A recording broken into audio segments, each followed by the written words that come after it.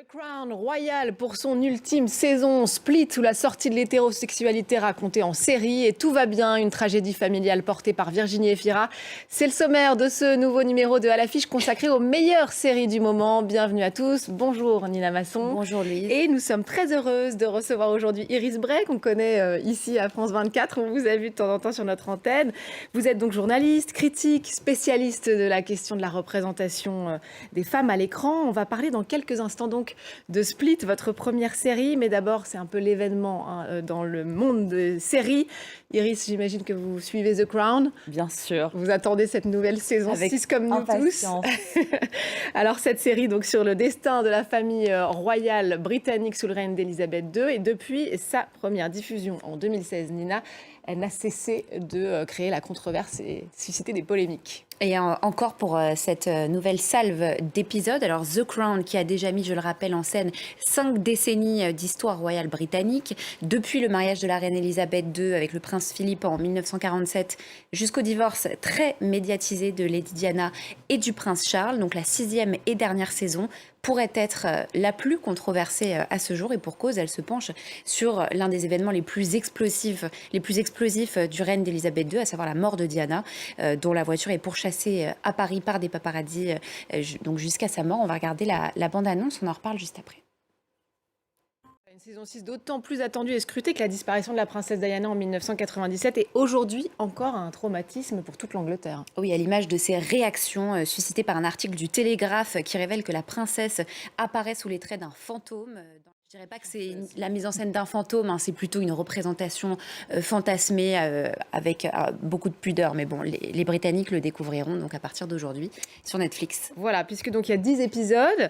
Les premiers épisodes sortent aujourd'hui, et c'est en 2 temps, puisque les 6 épisodes suivants, ce sera le 14 décembre. Voilà, il faudra donc s'armer de patience pour ce grand final. Ces enjeux intimes qui se heurtent avec fracas à la violence extérieure, incarnée par les paparazzis. Toutes les images qui ont marqué l'inconscient collectif sont là, ces images iconiques comme celle de Diana, vous savez, sur le grand plongeoir, on l'a vu dans la bande-annonce, en maillot de bain sur le yacht de Dodi par exemple. Alors c'est vrai que aussi cette saison 6 donne une large place à Dodi Al-Fayed, qui est l'amant égyptien de Diana. C'est un vrai parti pris des scénaristes de rendre toute sa place au personnage.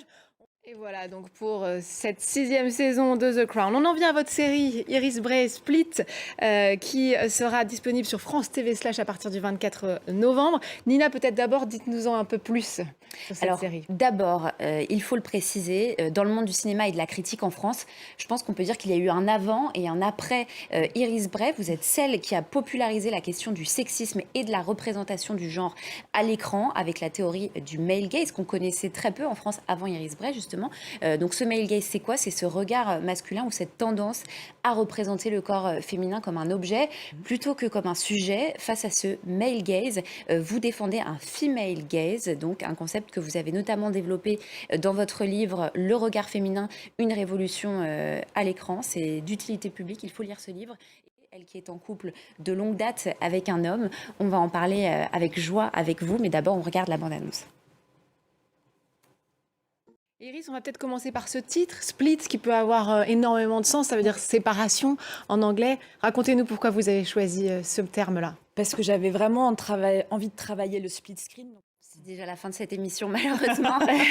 on aurait pu. On va quand même redire que l'équipe était composée à 80% de femmes, et ça aussi, ça doit jouer en tout cas sur le résultat final. Split, c'est à voir sur France TV / à partir du 24 novembre.